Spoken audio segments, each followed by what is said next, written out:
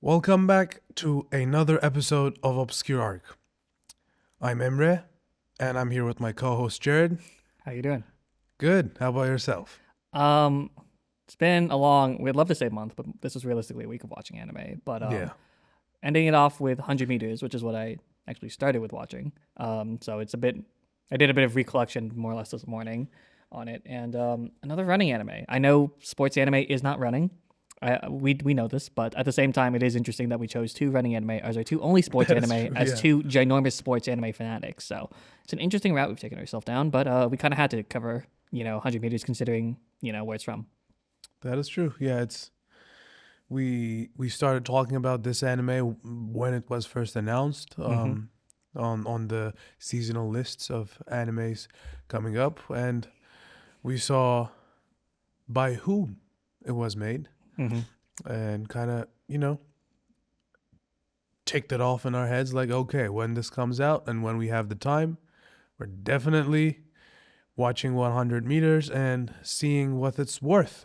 If it's worth anything, if it's worth everything, just kind of dive in and experience it for ourselves. And it certainly had some interesting aspects to it, I'd say. Yeah, I think anytime you deal with Uoto's work, and Uoto being the author of the manga, also known as the author of Orb on the Movements of Earth, also known as the author who won the Osuma Tezuka Award because of Orb on the Movements of Earth, Yep. the author of the person who made Orb on the Movements of Earth, which is the reason we started this podcast. Um, Yep. yeah, it's he always has something interesting to bring to the table, and I think that's always um, there's a perspective that is he's different from other writers. Like a very clear like there is not something similar to him. Like I wouldn't say he's always like have I seen writers with better technique? Maybe, probably. But in terms of the perspective that Uoto provides, it's very unique Yeah. on any subject that they have covered at this point. And he is, from what I know, like, he's not necessarily new, but like, No. he is playing in bigger leagues now, which comes with its own territory and comes with its own experience, I Yeah. feel There's like. expectations with the writing Yeah. now that is So involved. with that being a new reality of his, I'm pretty sure we'll see, you know, some improvements, or some flaws here and there It's always in his weird when upcoming stories. we talked about this a little bit with Makoto Shinkai, but Yeah. it's like you make your thing, your Yeah. big thing that you care about, which in Uoto's case is probably Orb, Yeah. and then you expect it to do other things that are probably Yeah. supposed to be perceived as similar because you're the creator. They Yeah. want you to give us something like it, but different, but new, but also has to be better. Yeah. And 100 meters sits in a very weird position by being nothing like Orb on Yeah. certain regards, but also very clearly Uoto, like very clearly Uoto. So Yeah. But yeah, so I'd say this felt for him as an author and like artist, um, maybe more like a transitional piece it's an interesting in a checkpoint sense. is in his career. It's a Yeah. very interesting checkpoint. So, and we'll dive deeper into that, of course, but nonetheless, it's like this is a show where you see like, okay, like he's probably gonna improve on these aspects, and then he got this stuff down good, and the more stuff he releases, which we hope he does it without burning himself out, um, we'll get actual, really tangible and valuable work like Orb. I mean, it's Um, it's always an interesting question of as an auteur, do you hone your craft and hone your style and hone the specific stories that you like to tell Yeah. more and sink into more of that? Maybe very similar to Makoto Shinkai. I would even argue, or Naoki Urasawa. I would say they both kind of stick to similar-ish type of stories. Or do you spread your roots out? Do you try to tell different types of stories and different things? I would say most anime and manga people typically stick to one type of story because Yeah. of usually aesthetic and other reasons that make it easier to work. But Uoto is doing something very different here, like very, very different. And I'm always excited when someone as talented as them is trying to do something in different spaces that they might not find themselves naturally in, because it will then, in that genre or in that space itself, introduce new ideas. Because usually genres attract certain groups and certain ideas, when in Yeah. reality, it's just a genre. You can do whatever you want with it. And so I'm very excited to talk about 100 meters, to get a little bit into the production of 100 meters. It was done by Rock and Roll Mountain Studio in September of 2025.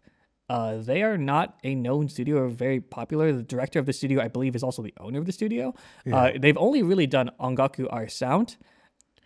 Which from a few people, from people who dive into anime more than your regular Joe, I've heard it was a nice one. Okay. But I literally hadn't even heard of it. So. yeah, but it's with Jared saying that, it's obviously not a popular one. Not even that. It's their only other anime, really. Yeah. Like, so it's interesting that the studio was trusted with it. It was produced by Pony Canyon, TBS, Asmic Ace, and G Kids, all relatively large producers involved. This is based on the manga from 2018 to 2019, 5 volumes by, as we mentioned, Uoto, who did Orb on the Movements of Earth. Doesn't, again, if you listen to this podcast, no more introduction needs to be said. The sound director was not there. There was no sound director. This is a very interesting process. Very small staff. If you look at the page, it's an insanely small staff. Like, that is, disgustingly small. The music, however, was done by Hiroaki Tsutsumi, who has done, as we've talked about before, JJK, Dr. Stone, Tokyo Revengers, and Blue Spring Ride. So, very well known. Yeah, and if you watched any of those, you'd enjoy some of the music, if not all. So. I mean, as much as I don't like all of the shows that I just said, and seeing all of his work, very good music. Music is pretty good on those. And as I mentioned, the director, Kenji Iwaisawa, is the one who founded Rock and Roll Mountain.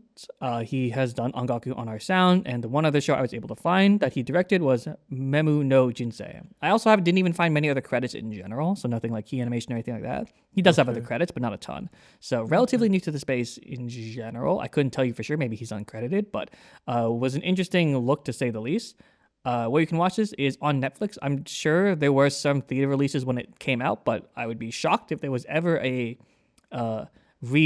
distribution of this on theaters again, because this is not a hyper successful. Yeah, not hyper successful, not necessarily your big anime filmmaker auteur that is going to attract crowds. Like Uoto, even Orb is not that successful in terms of. This is not gonna be an anime movie you'll see in art houses or whatever. Yeah, like it had its like basically one release day and that's it. So you'll most likely find this. It was, I believe Netflix is involved in some level of production.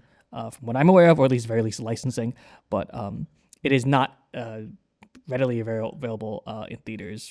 You're probably not going to see it in theaters. And weirdly enough, they did a better job at commercialing this than Orb, which is because they had the hype of Orb to go off of. That's why. And it's like, Orb, what's that show? The one you didn't advertise? Yeah, it had to self-advertise itself. The one you should have advertised. But 100 meters. There's nothing like the 100 meters. I say this as a mid-distance runner who thinks the 100 meters is overrated, but the 100 meters, especially when I watch the Olympics, when I watch the Olympics, the 100 meters, I mean, it's the event everyone watches, right? Yeah. It is a human, regardless of how familiar you are, like everyone watches. It's the feat of human tenacity within, kind of a feat of what is possible. The idea of that is the 100 meters over that distance. That's the fastest that someone can run, right? Yeah.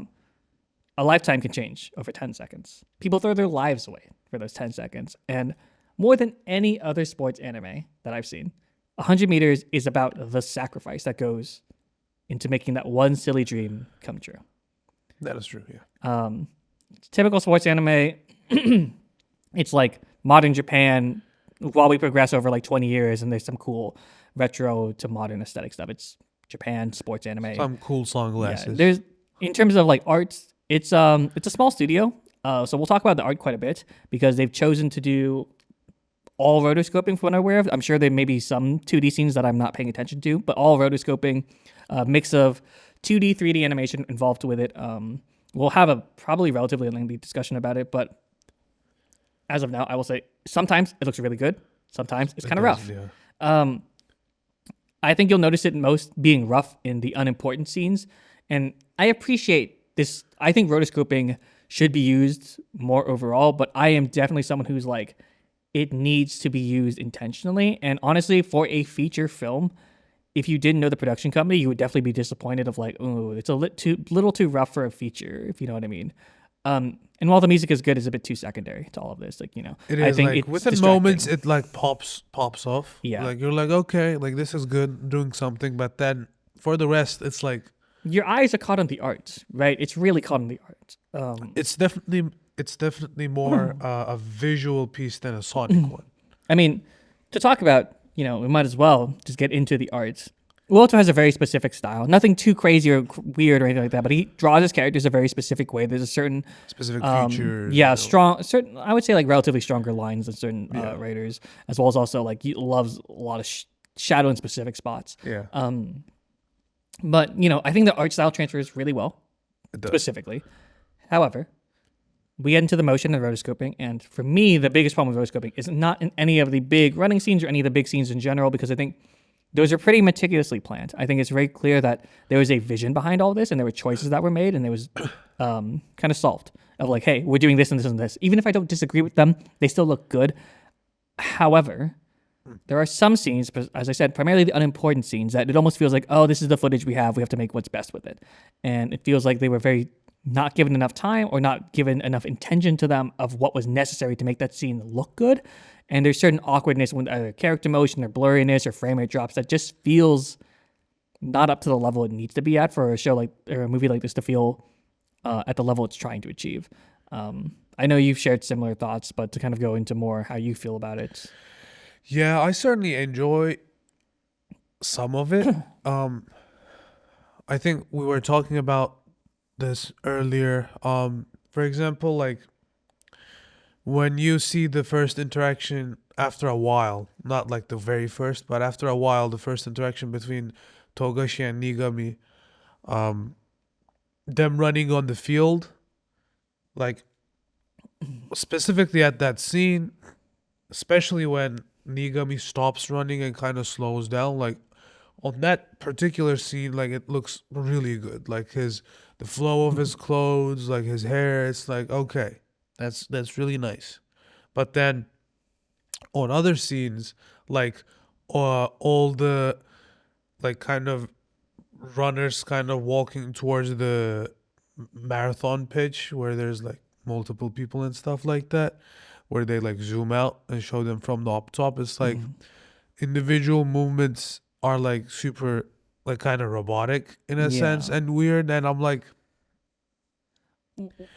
it's a trade-off like based off of the decision, and at least it's not taking out of the anime as much as it could have. But you certainly feel the damage in certain moments. Rotoscoping is a fine line. If for some reason, if you're not familiar with rotoscoping, it's when you take literal 3D footage and you then kind of mask over it and do 3D type of animation.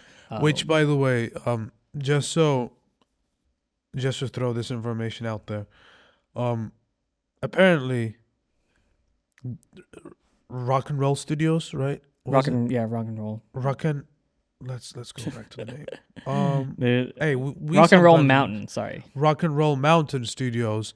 Their ongaku, our sound, was made like this too. So it's not that they're not necessarily familiar with doing it like this. It's just that probably it's something they're getting better and better at every time they do it. There's a reality to rotoscoping, and for those of you who go like listen to what I described about rotoscoping, you was like, wait, that sounds like mocap. No. Mocap is you're in a isolated environment. You're doing everything intentionally. You have clear like VFX markers on you. Everything it's like it will look good because it's intentional. With rotoscoping, it's much more controlled. Yeah, you don't have that control. You're getting your footage out oftentimes just to get the motions down, not to get any details. Whereas with mocapping, you can kind of sometimes get more details, not always, but you also get more control in the details. Where rotoscoping, it's all rough. Everything is kind of rough. You're just trying to get more or less the frame. You're really there for the frame, less for anything else. And that said, with rotoscoping specifically, you're going to run into issues where your footage is not what you want. Like, that's just the reality of it, is that sometimes it's not going to match. And weirdly enough, I was talking to Emre about it before we started this podcast for this episode, was just like, honestly, the Run with the Wind, despite it literally being based off of running and not actually running, is better, quite literally more realistic running animation than in 100 meters, because in 100 meters, just because you have filmed real running does not mean it is going to look realistic. It just means that you have a model to base it off of, and whether you execute on that model or not is going to be how successful it is. And sometimes it's good, Oftentimes it's blurry. Oftentimes it's got weird frame drops. It's not consistent. Not that I dislike rotoscoping, and again, like I've said, I think it should be intentional, and I think we should find a way for it to work in the space. It's just like, wow, I was shocked that like they always like to do this thing where they have intentional motion in rotoscoping to kind of make sure that if a character's standing still, it's not going to have weird awkwardness with the rotoscoping because sometimes it can interact weirdly or it looks unnatural. Yeah. So they always use like this weird like little bob and weave in place, and it's very natural to the rotoscoping style, which I don't mind. What I do mind is that they don't borrow enough ideas, as we've talked about in our episode about Trigun Stargaze, or Trigun Stampede specifically, is that they don't use more of the dynamic cameras. I mean, they use a dynamic camera here and there, but more tools that are used specifically in 3D animation to then aid the issues that are in rotoscoping. Yeah. And when they use the camera motion, it's good, but like especially with frame drops, right? Yeah. That's where it comes most noticeable. Like you, in certain scenes, and this is like a relatively what do you say, like you're watching movement. Like this is a sports anime. So when in a scene that has that type of movement, you start perceiving frame drops, it bugs you even more. Yeah. And like in Trigun, like you said, like they do this camera movement type of thing where it kind of helps with some possible issues, which is unfortunately lacking in this one. So, Yeah. You feel the I mean, to be fair, here and there. Rotoscoping is different from 3D animation. I just think that there's a certain intentionality that could have been added to some of this stuff. Like I said, a lot of the times with rotoscoping and 3D animation, it's not going to look horrible in the close or in the wide. It's in the mediums, and you really notice it in the mediums. And a lot of the conversations, you'll really notice it. It starts to look a little too not human.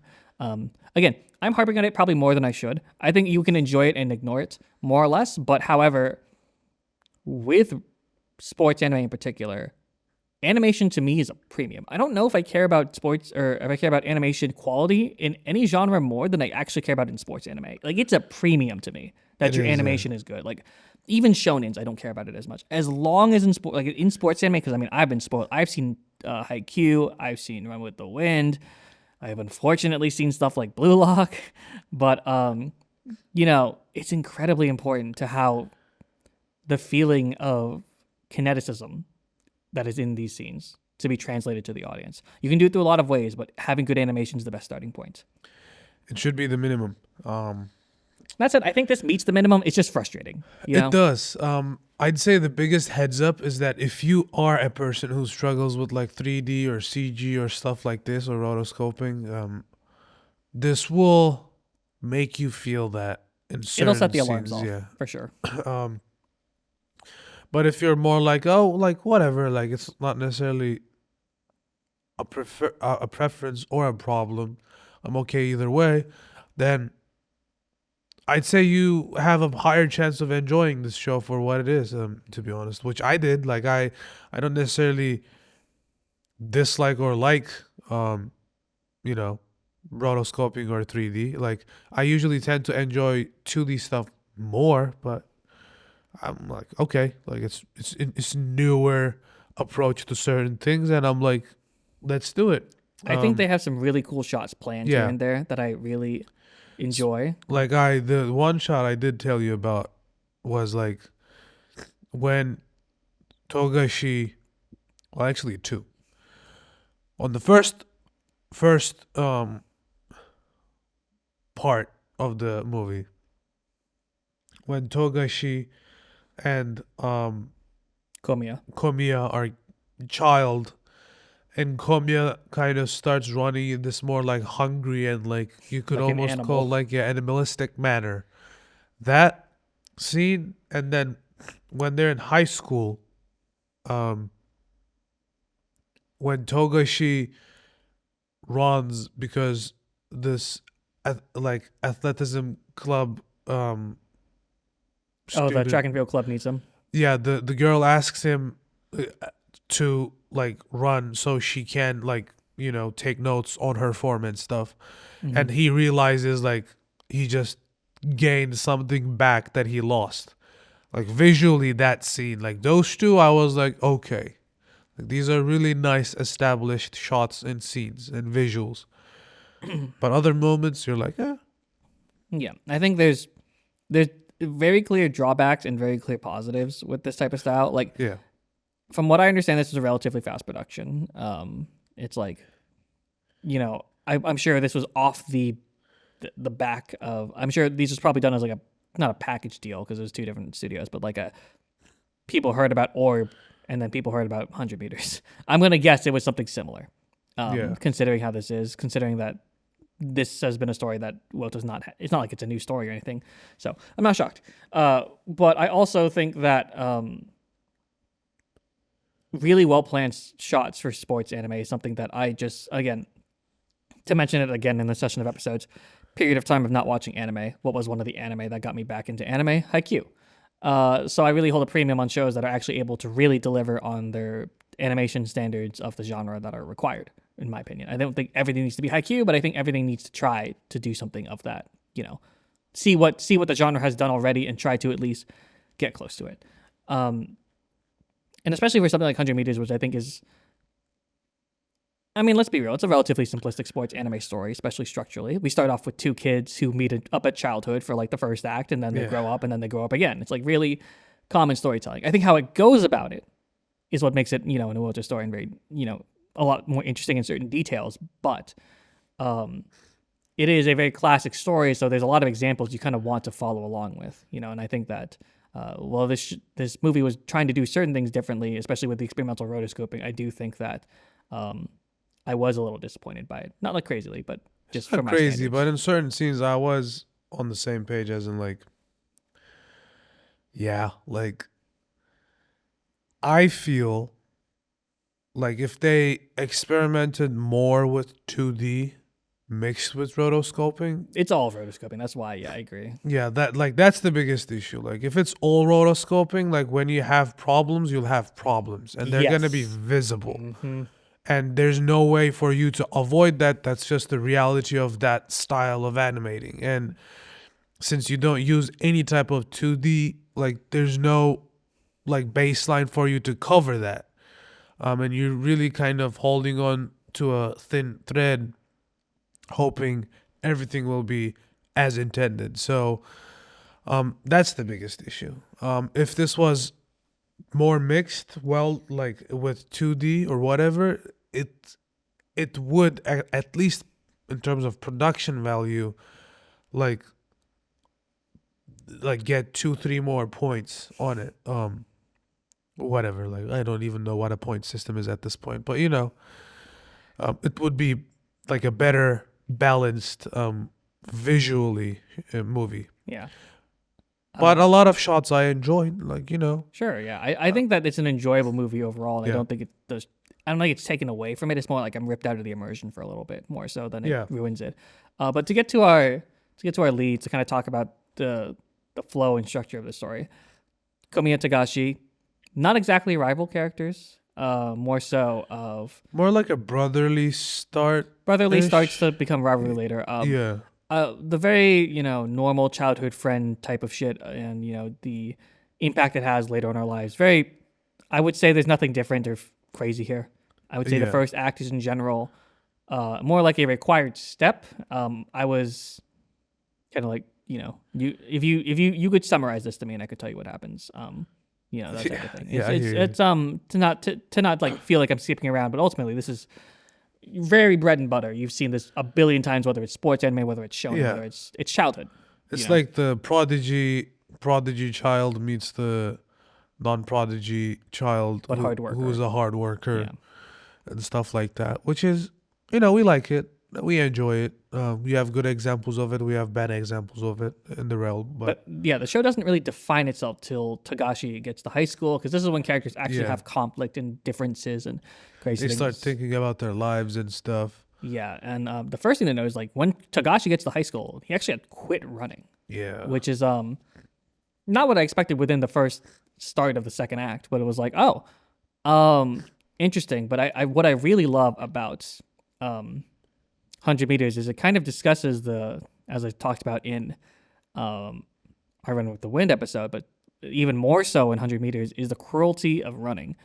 There's a lot of like this show or this movie really highlights a lot of the different types of runners and how running is so cruel to them, and it takes something away from you. Yeah. It can give you so much in those moments, but it does take something away from you. With Togashi, he's someone who didn't know failure for the longest time, and then when you face failure, you feel insufficient because running. You and I had a very funny conversation about running, of what it is, where it's like running. Okay, there's step 1, there's crawling. Step 2, walking. Running, that's step 3. It's only step 3. That's something everyone should be able to do, or everyone who's able to. But like, that's how it's something that you can't, so many other sports you can get away with having better technique or a different type of physique or some other advantage. But with running, there's a cruelty of a lot of the times it's hard work, a lot of the times it's talent, and those two things are all that matter. And you can't get away with anything else. And that's the part that makes it so cruel. And when Togashi has to face reality of, was I not working hard enough? Was I not talented enough? Like, he doesn't know. And he's scared to find out what that is. And I think that's a really interesting part of the entire show, is just the reason why people will be either pushed away or absorbed into running is all very different. And throughout the show, another interesting thing in general is that like we don't necessarily only see that perspective from Togashi, but we see multiple athletes like hitting a wall because of different things, right? So we have that more mental like fortitude issue kind of thing, or like hitting a wall with Togashi. But then we have the cruel reality of like a cruel reality for all athletes out there, the physical injury, which we see with Nigami, where he injures his back and has to go through like physical therapy and isn't able to run for a minute. And so,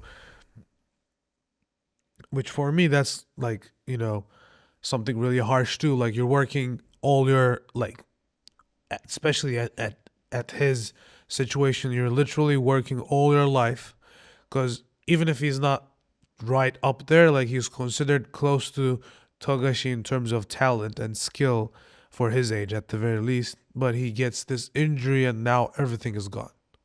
Like, nothing's left. So injuries break down athletes in ways you cannot perceive. Exactly. A certain level of toughness does not matter when you see injuries. There's athletes who, there's incredible stories of how they beat cancer, they do all these things to get over injuries. yeah. It broke them down no matter what before then. They can choose to get back up, but what an injury does to you is you're forced to question every decision you've made in your life up till that point as an athlete. Yeah. Because not only are you injured, and sure, that means you can't compete. You are injured sometimes for the rest of your life. Yep. And that's not something that this movie shows, quite frankly, because it's not within the scope of the movie. But when you are injured for the rest of your life because of just something you did when you're young, it changes how you perceive whatever you were doing. It changes your relationship with it. And I think Nigami is a phenomenal example of someone who was pressured to do it, someone who felt like he had a need to do it, and ultimately that pressure breaking him. Not him maybe mentally exactly, but physically. But right? physically. Like, and causing him to then hate running for what it is. I really enjoy how mature the show gets dealing with these issues very early on. As much as I love sports anime teamwork, and like I say this like not sarcastically, I truly love sports anime teamwork and like, pushing ourselves to the limit and all that. There's a certain harshness to being an athlete that we all, grit our teeth and say that it's part of what makes it beautiful, but it fucking sucks sometimes. It really fucking sucks. When you hit a wall, and it's weird because I have some friends who were never athletes growing up, and so they don't get it, or like they didn't have a hobby that pushed them in the same way. But I think athletes specifically is a different relationship when it's a physical part of your I feel condition. like it's, if not an athlete, the other closest like genre of hobby would be musicianship. Yeah, a musician, some type of skill, but like I think specifically with being an athlete, when your body says no, that's a really hard thing to explain to someone of how mad you can be at only yourself, really. Like, and but not even yourself. That's why I was saying musicianship too. Yeah, Like your there's hands, physical your aspects of it, ankles and stuff. sure, but like I think more specifically with athleticism and that type of stuff, like there's something that about it that it's harsh. It's also the fact that like it's not necessarily anyone who did sports in somewhat of a semi-competitive scene growing up or whatever, or doing right now, you would know that like when you get a relatively serious injury, it's never like, okay, I'm just taking it slow for a month and then jumping back into it. It's never like that. It's like nobody, like you're fucked up for at least half a year, if not more, like healing that injury, getting physical therapy, finally getting back to the condition before you just got injured, and if you can improve on top of it now. It's not even Like, that. it's like, When you come back, when you've been injured, you have Yeah. to start back usually from like way earlier. Yeah, and no, you are no. going back in progress. No, that's what I'm saying. Like finally after months, like physical therapy and trainings again, like you reach where you were at before that injury. So you're at point zero finally. Yeah. And then if you can improve further, you do that. And that's also, it also comes with a new fear now because you've experienced what would happen if something went wrong. So it's physically and mentally a tough situation to be in. Especially when it's like, you know, when we're at the point in the story with them in high school, it makes you kind of question your resolve related to it. Not that you're necessarily going to quit or do anything like that, but you're definitely like, you're forced to take a step back and just be like, I don't know if I can be committed to all of this. I'm scared. I don't know, even if it's whether it's related to injury or whether it's related to not achieving your goals. Like, it's so easy to be encapsulated by the potential moment of glory. Like, right? That's such a phenomenally addicting thing. Which, in a sense, that's what we see with Komiya. Yeah. It's with Komiya, all he knows is success. Exactly. Right? Once he kind of figures it out, he understands it and breaks it down. And before we get onto some stuff with Komiya, it's just like you sacrificing everything for what could come is a really hard thing to explain to someone who doesn't share the vision. That's a really hard thing to explain about not only in athletics, but in plenty of other fields of, no, you don't get it. It's going to come. And what sucks to tell people is that for most people, it will not come because that is the reality of sports. Like running, especially as a sport, but there are plenty of other sports like this. You have a very small window as an athlete to be in your physical prime to do it. Yeah. Running especially is incredibly cruel on you. You don't really like, there's a kid I was telling Emre, there's like a kid who ran like a 4:30 or what was it 4? Editor Jared will put on screen, but he ran like the 11th fastest mile of all time, and he's 16. I want to say it's 4:38, but who knows? Jared might have forgotten. But insane, and he's 16. He has so much time, but at the same time, then there's all that pressure of cool. You're hitting your prime at the right time. Now do it. And then there are so many people who, in their lifetime, hit an amazing goal. Oh, imagine if they just kept going. Imagine if this athlete kept going and kept improving. But that's not how it works being an athlete. Sometimes you hit your peak and that's your peak, and whether it's at 16 or whether that's at like 25. And that happens. And it's incredibly unfortunate. And it feels like that's kind of what happens to Nagami. It's like not only is it injury, but he does kind of peak. You know, he feels like his hard work doesn't, it's not that it's not paying any dividends, but it's kind of only getting him to be in top condition. Yeah. Not really improving, you know? Yeah. It's frustrating to see people like Komi, or frustrating to see even people like Tagashi who hard work means improvement. That's not everyone. That's not most people, arguably. Is hard work does not mean improvement. Yeah. It means sustain, which is tough, especially when you're an athlete. Yeah. Because you have to improve because everyone is improving all the time. I mean, I've talked about this when I talked about Haikyuu and other sports games as well, but this idea of the next ball of talent is right behind you. The next kid you see who's like 10 years old who has a dream could destroy whatever legacy or thing you built. It's horrifying to some extent because a lot of what people do it is for the glory, for the moment, for history to remember them. Or even if it's not that big, at the very least for them to build a memory that matters. But when it feels like you have something leaning right behind you of all this talent, it can be a bit terrifying. I will say, one thing that they encapsulated perfectly is happens a ton in running is motherfuckers love talking like they know running. They're just like, it's done really well kind of in the third act. We're not going to get too into the third act just yet, but with Kaido, where they're always like, oh, I got Komiya and Zaitsu. I got Komiya and Zaitsu. And they repeat it over and over again. I'm like, yeah, motherfuckers, they look at times and they go, bigger or smaller number, faster person. And that's all they think. And it's like, no, running is, you can just have a bad day and running will just, and it's so annoying. There's so much noise when it comes to sports. And athletes have to have this ability. Like, and I love Kaido as a character because I think he's so good about, you know, a bit of delusion, but it's necessary. Yes. To ignore all the goddamn voices. You have to be able to separate yourself from everything else. There's so, like, I think the cool thing is that they then take it to, like, the professional level of being an athlete of, like, there's going to be so much goddamn noise. Yeah. And you have to learn to deal with it. And everyone's going to think they know right because they looked at some fucking sports center section for like 30 minutes. Yeah. But you've lived this life. And now you have to deal with everyone I saying love that shit. specifically for Kaido because I think he's my favorite character Oh, he's too. for sure my favorite character. During the semifinals, when he's running, Light spoiler section. yeah, like he's behind the other two, and he's like, so this is reality, huh? Let's change it a little bit, and like fucking just blasts through, and I'm like, yep, like that's the mentality you have to be in. I should also mention Kaido, voiced by Kenji Rotsuda, aka Novak, aka one of the greatest characters of all time. Very much helps when you have someone like that talking about that shit. But yeah, that like first of all, it's a great line for showing you what that character is, but then also it's a great line for telling the audience what type of mindset an athlete benefits from. Um, and honestly, like one of the pet peeves I had in this movie is we should have experienced some side characters more, including Kaido. Yeah.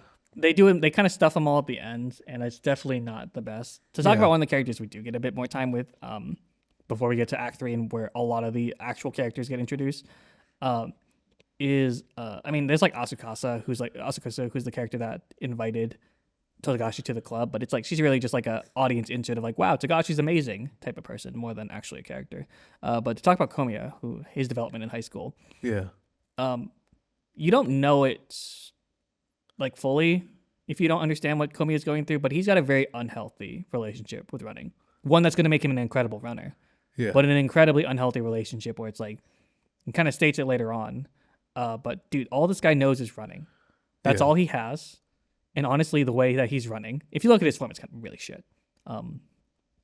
But it's going to destroy him at some point. It is. And it's going to be the only thing he has, and whether he's okay with that destroying him or not. And all he knows is that he enjoyed running when I was a kid, and that somehow he's gotten himself into this. The success has led him all the way down this road without him choosing to do so, which not necessarily a bad thing, but it can be. Or not even enjoyed in a sense. Yeah, he needed him. Yeah, he needed to run. Like, because the way he puts it is the problematic side of it, right? Like, Yeah. when Togashi first asks him, like, why do you run if it's like this painful? And it's like, because it's the only thing that's more painful than life itself. It was super edgy. It Super is, edgy. yeah. He's, by the way, if you didn't realize, he's like the edgelord of this anime, like Yeah. black eye bags and Yeah. stuff like that, like really harsh. Like my dude looks like he lived like 2 centuries at the age of 5. Yeah. But that being said, and he says this at the age of 5 too, so I'm like, I don't know what they did to this little kid to say that, but he's like, running is the only thing that's more painful than life, so I can forget life and put my mind somewhere else. And that's why it's such a toxic relationship, because it's not necessarily you even enjoying something. You're just trying to cover something bad with worse. It's addiction. It I've is, met yeah. many people who get addicted to running, and it's a very weird, gross thing. Yeah. Of like, wow, look at this thing that's making you so healthy. And I'm like, no, if I don't run every single day, it's not that like, oh darn, I missed my workout or something. Like I am physically not functioning in the same way, Yeah. and I'm a disturbance to other people around me because I did not get my run in today. There are people like that. Yeah. There are people who do not know how to, because part of with running, if you're truly an athlete, is taking a fucking break. Like your body will not do well running like there's not a single person in this world who working out 7 days a week is healthy for. Not a single person. 6 days Yeah. you could argue. Not really, but kind of. 7 days a week, no, not possible. Your body will break down. It's happened in every athlete that has done it, tried to do it. Maybe for periods of time you'll get lucky. But And that's that about it. almost goes for every sports too. Like No, it's yeah, just it's you just in- have to rest your body. Yeah, so when someone is addicted to it, like what's shown early on with Komiya, and he feels a need to chase it, you will immediately notice the signs of someone who, they don't show really his downfall at the end, but dear God, you'll notice someone who is a shell of a person. Yeah. I don't really care how successful you are or what crazy goals you're going to achieve, but like, dude, you have nothing. And I think that's something that, despite Tagashi maybe living a kind of sad life when he's an adult to get into kind of the third act, Yeah. he has things in his life, even if it's a bit sad here and there. Like, he has a job, even though he's still a professional runner. It's kind of awkward relationship where he's probably clearly not making enough money from being a professional runner, but he still is a professional runner. But he has friends in that group and like things to share and whatnot. But it's still kind of a sad life. Komiya's life is empty. There's nothing. He is just a runner. He happens to be one of the best runners, and he has Yeah. able to, financially, but he has nowhere left to go once his body gives up. And he has no reason to live Yeah. other than running. The 100, he has to live for those 10 seconds. And That's all he has. His whole goal is like to break this record that is like, Oh God! And the number obsessive runners. yeah, exactly. The number obsessive runners are the worst. So he's just that. He just wants to pass this number, and that's all like his existence means. Breaking. So I broke the 5-minute mile when I was in high school. Uh-huh. Very lucky. Very, very lucky. I was a very dog shit long distance runner, as in 5K and up. I was really good at mid distance, as in like between 800 and 1600. Very good, as in for my skill level. Primarily an 800-meter runner. You will be stuck on a wall, and it will terrorize your entire life. It will, as we talked about it before, but it like you don't know, you lose worth of who you are as yourself, and feeling this need to chase a goal. It's almost like every single action in your life painted at that time is, what can I do that would then help me break this wall? Right? It's a really small thing. It's a very small adjustment in your life of like, oh, should I be eating this or should I be doing that? Oh, I need to go to sleep, because like it dictates your life in a way, not necessarily always in an unhealthy way, but it usually will become an unhealthy obsession of everything has to sum up to this one breaking of a number, which, to be completely clear, breaking a goal or meeting a certain PR does not define how good of a runner you were or how good of an athlete you were. There are many incredible athletes who never break records. Yeah, exactly. Never break records, never win championships.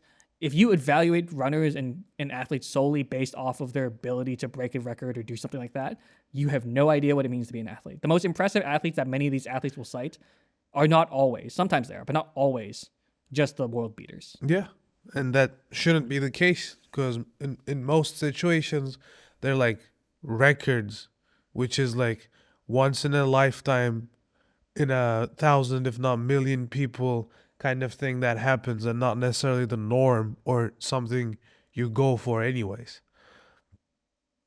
Like for a lot of these athletes, they're trying to earn their own life. They're trying to be successful at what they do and kind of prove to themselves that they get better at what they do, or at least that should be the relationship. But some of them do get lost with number goals and like certain record type of goals, and starts building this more toxic lookout on what they're look doing. Look at Zaitsu, right? Yeah. Zaitsu is more or less the reflection of what Komiya is going to be. Yeah. The record holder, the undisputed, more or less national hero of Japan in running. Miserable. Hates it. He's the pinnacle of achieving everything but enjoying nothing. Yeah. And that's the biggest problem, right? Like, yes, you've reached the top, and now, since you reached your goal, there's nothing for you to do. The view from the summit is lonely. Yeah. When the view from the summit is lonely, it's hard. Like, competition is a beautiful thing, and it's great when it pushes us, but sometimes when all you have is competition and then it's gone, you notice how empty the world is. And that's what it is for Komiya, is he thought he had Tagashi. But Tagashi, he's not necessarily a natural born competitor. He's an athlete, not necessarily a competitor. Yeah. Not someone who wants to break himself to see if he can compete with others around him. Yeah. He's willing to push himself. He's a very individualistic athlete, which I appreciate. I really appreciate how much he's like, I want to do this in the right way in my life. And maybe I have certain goals and maybe I'll push myself in certain moments. To be quite honest, and full spoilers here, when Tagashi injured himself at the end, right before the race, I was like devastated. Because I was like, wow, the amount of times this happens to people, your one last hurrah, what will define your career is ruined. Unless you decide to potentially run through excruciating pain and potentially lifelong damage for a moment of glory. And one can argue, it's like, is that moment of glory worth lifelong damage? For some people, it is. Yeah. It really, for people, it is. And that's hard to tell people who don't understand. Like, those moments are kind of what sometimes define life. It's that balance of things that I'm going to live with every day versus the things I'm going to remember for a lifetime. And I think that's something that 100 meters really encapsulates of like, yeah, it's hard to say that 4 years of work is worth these 10 seconds. But sometimes it is. Sometimes it does, yeah. And it's like, Togashi, I was like, oh, I've seen so many athletes go through it. I've seen so many athletes go through the injury right before the big race. It is No, like disgusting feeling. I gave a little gasp during that scene too, cause And it's such a casual injury. It just happens. and I knew it too. Like Yeah. as soon as I was like, no, don't do this, and he just like fucking Hobbles a little. yeah, and I'm like, he just had the injury. He just had the injury, and I'm like, yeah, it really disturbs you in a different way. It's not like the regular disturbance from like, because it's something that happens to people. If you're unfortunate in that case, something maybe you experienced yourself or something you see on other people, and like that's one of the, because it's not only injury, right? It's not only feeling sad. It comes with like anger and frustration. It's such a highly intense mixed emotion moment in an athlete's life when that happens. It's not like something simple and just raw. It's like everything happening emotionally You at the same question time. so many yeah. things of, did I do this wrong? Did I do that wrong? Is there a Exactly. way I could have avoided getting injured? Then you think about the races that could have been. Exactly. You question everything when it feels like your career is coming to an end. So if you know that kind of feeling that happens and you're like, come on, man, like shit. Now I will say, did Takashi need to cry his eye out in front of two small children for about like Thank you for bringing that up, bro. That felt personal. I feel like midway author like started disliking Togashi for some reason, and he's like, I'm just gonna make him suffer. Dude, this guy literally three. And the reason it felt personal for people who didn't watch, but still, for whatever reason, listening to the podcast, this dude starts crying his eyes out in front of two kids.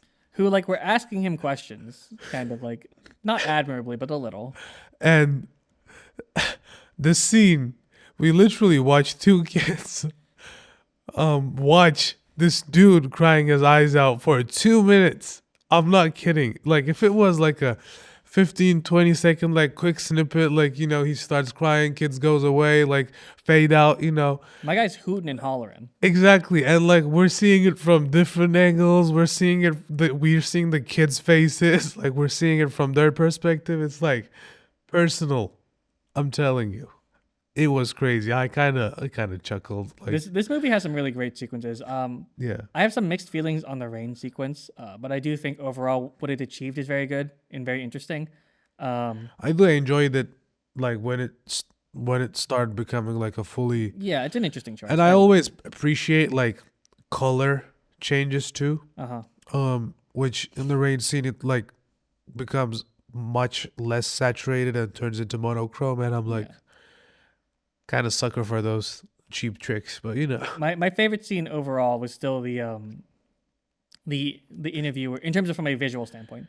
It was the interviewers following Zaitsu as he's about to retire. There's a certain kinetic and almost of a get the fuck off of me feeling of like, oh my god, they're always moving, they're right next to me, and it's kind of attached to me by the hip feeling that was with Zaitsu, and his motions are so awkward, but also like he's very confident in himself, but they're very awkward in terms of like he is tired of this shit, and he very much is like, I guess I'm doing it now while all these fuckers are right next to me, and I didn't think I was gonna get fifth, but I guess I'm gonna announce it right here. And it's a very natural scene, and I also over the top shots are very rare sometimes, and so I always appreciate some nice over the top shots. That shot, and for me again, which I already mentioned, Nigami's running, and Asakusa asking Togashi to run. Oh yeah, the as you mentioned, when he tries running again for the first time in a while. Yeah, that was like one of the hooks for me. So, well, and I guess the most Kaido's perspective when he sees them in front of him. Yeah.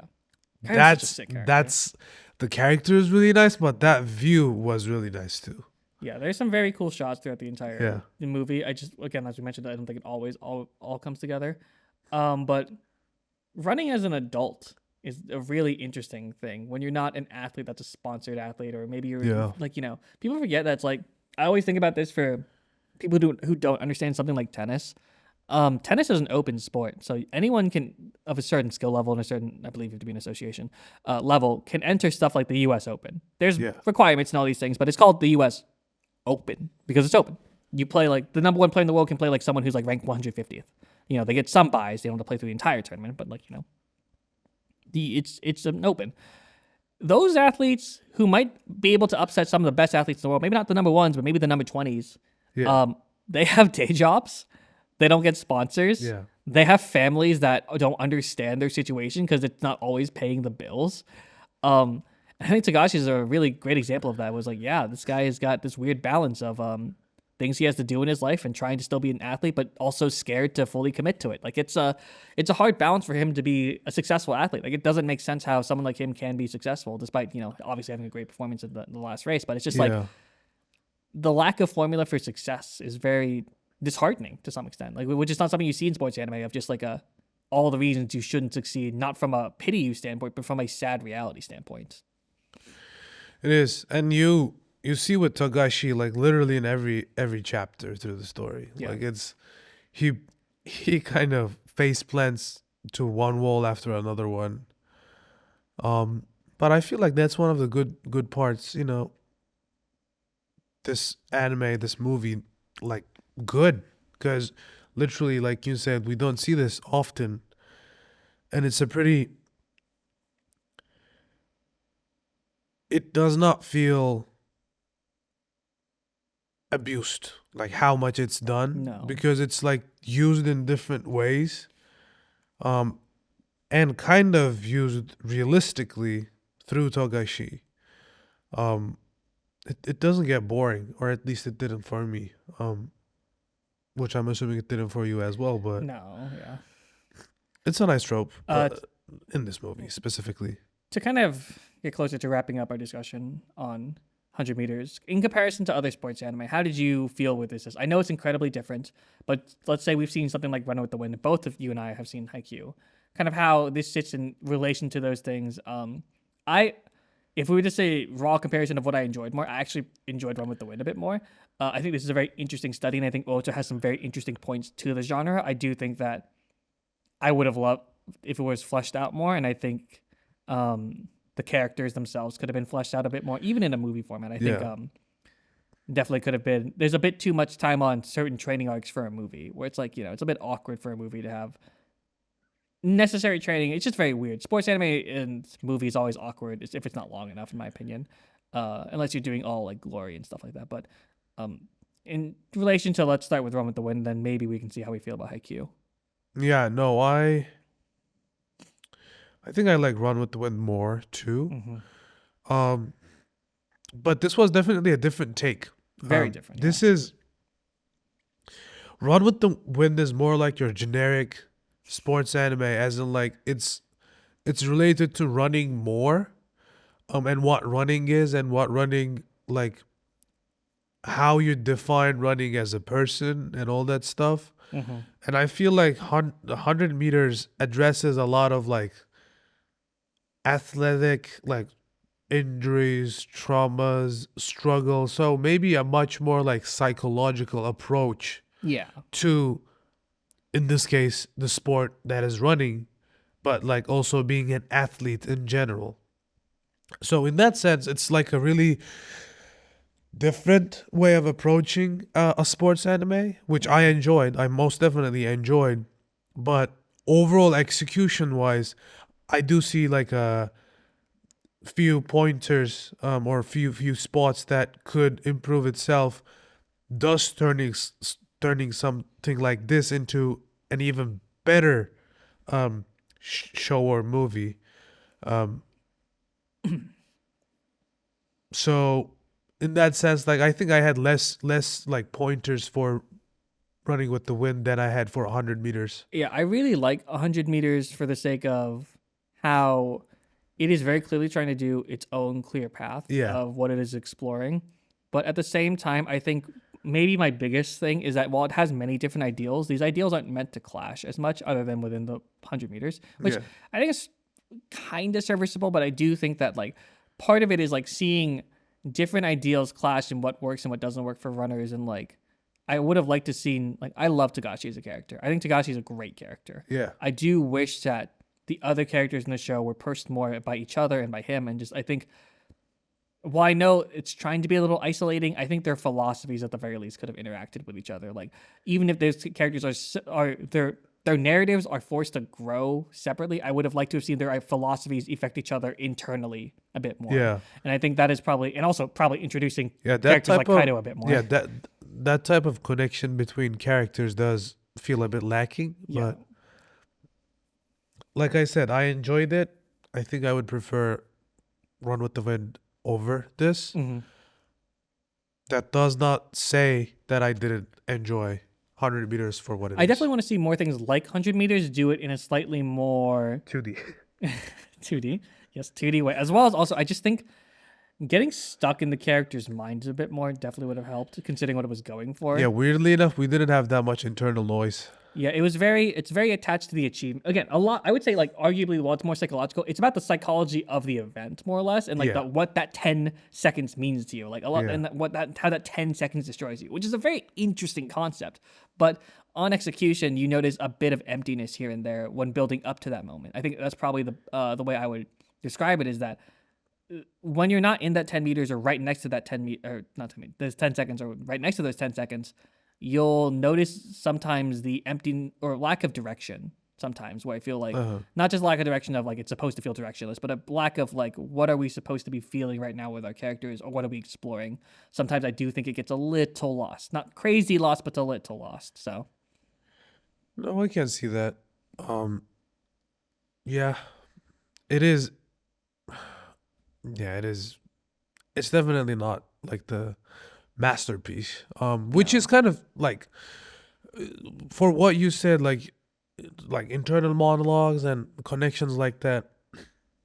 We had those in Orb, so you kind of go into it with an expectation because of Orb too. So that's kind of why one might, like, for me, at least that's the case, feel the lack more if you wouldn't have that type of expectation. But again, I'm more interested than not to see this type of approach for different animes, sports animes in general as well, with a bit more 2D, like I mentioned.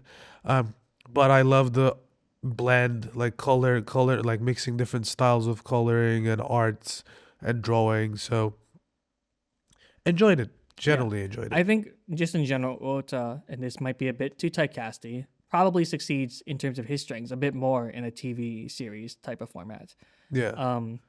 Well, I think 100 meters is a very interesting experiment. I think, at least from what I've seen so far, not to be overly typecasting, I do think Uoto's incredible writing often comes from characters and ideals being forced to simmer for a while. Yeah. You know, I'm interested to see more of their work and see if they can maybe change my mind on that. But as of seeing Orb and even seeing the strengths of what existed in 100 meters, time to sit with these feelings and ideals is something that these characters definitely needed, at least in my mind. So yeah, if this was a show, I feel like that type of execution would be much more possible and with the audience. But Yeah, that's basically a wrap on my that's end. Yakimu 100 meters. I But was yeah. excited to get to it. A lot of movie coverage recently, but I feel all right with this. I didn't love it, but I didn't I liked it, but I didn't love it. That's probably the way I'll put it. Is Yeah, I'd say if you want a more psychological and not necessarily like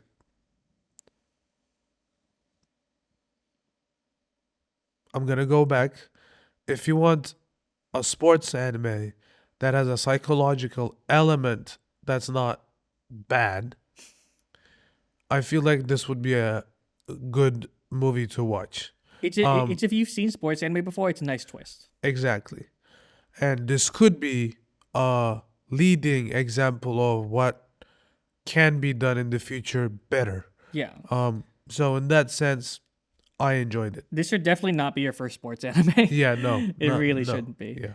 Um, that said, that'll be it for the shared watch of the month. We're gonna get a couple of seasonal updates as well as give you some updates on what's to come. Nothing has really changed, as I mentioned, for this month. It was a bit of a rush to get to the end. Yeah. I'm caught up on Frieren. I'm definitely not caught up on Jujutsu Kaisen. I don't probably plan on watching it. Not caught up on Senses to be a Hero. Haven't even started. You and I are polar opposites. Trigun Stargaze, I'm waiting for the whole thing to come out. I have kept up with Journal with Witch. It's very good. Still haven't caught up on Medalist. Still haven't caught up on Love Through a Prism. But I did beat Trails Beyond the Horizon, which is the most important thing, and that's what was taking up my entire time this month. That was what I was actually busy with, really. So I was, for the longest time, like, man, Japanese fans are being so annoying, craving for the next game to come out. God, it's just like crazy. Oh, I see why they're so upset. It's like the biggest cliffhanger, most insane reveals we didn't understand for 12 games, all happening in the last 2 to 3 hours of the game. I get it. Is it my favorite Trails game? No. Do I think it has flaws? Actually, I do. And I probably will talk about it in a video or a blog post at some point, but not here. This is not the Trails podcast. Yeah. But I think Horizon was fun, and I think it was a very funny game, a very interesting game as well. Posed a lot of different ideas, but Horizon 2 is going to need to do a whole lot of fucking work. This needs to be like a 150-hour game minimum to like tie up all the loops they just made. But yeah, that's all on my end. Yeah, I did not watch any seasonals just because I didn't have time. 07. And I didn't play Trails either. Shocking. I will start playing Trails game series at some point, since now they also have the remastered version of the first game. Not remaster, remake. Remake, sorry. Full remake, yeah. full 3D remake. That being said, yeah, I just kind of watched the required shows for our podcast this month and, rolled from left to right. Kind of going here and there, traveling. So, nice hectic month. That being said, right, for our next show plans, we got Horimiya for Jared's Force Watched. I'm so excited. We got Aoashi that I'm forcing Jared to watch, which is, I guess, our first non-running sports anime officially. Crazy it took us this long. Yeah, exactly. And then for our shared watch, we got Millennium Actress. Yeah, it's one of the Satoshi Kons I haven't seen, and it's also not his most popular one. I know it is successful. It's not as popular in comparison to Perfect Blue or Paprika or some of his other. Well, I'd probably say those. Maybe Tokyo Godfathers, you could argue, is more popular, but it is a Satoshi Kon movie. It is a Satoshi Kon. So it's about time we got him on the podcast. Yeah, exactly. And to be honest, I feel like this might come close in terms of like the quality of shows we picked. I'm very this excited month. for it. I haven't truly talked about it. Like, I've talked about Horimiya in very small capacities with people, but I love this show more than most people like this show. And there's so many things that are specifically related to romance and relationships in it that I'm very excited to talk about. It's like I've ranted to people about other shows before, but Horimiya is one I've been holding in, so you're gonna have a lot to deal with. Okay, I got you. Yeah, no, I'm interested. And again, this list of shows we're doing is a list that I'm excited about. And I will most definitely do a source comparison to Aoashi, because you know how I love doing those comparisons. But I feel like this is gonna be a good month. So let's see that. Yeah. That being said, hope to see you all again in our next episode. And if you want to, hop onto these shows and, start watching the episodes knowing the shows. And now I will remember to say, please like, comment, and subscribe, just for the sake of we live in a world with algorithms. And we'll hopefully by the time this episode is out, we've made a lot of progress on social pushes and other things. But put us above the AI videos, please. Please. Okay. Okay. Well, y'all have a good one. Later.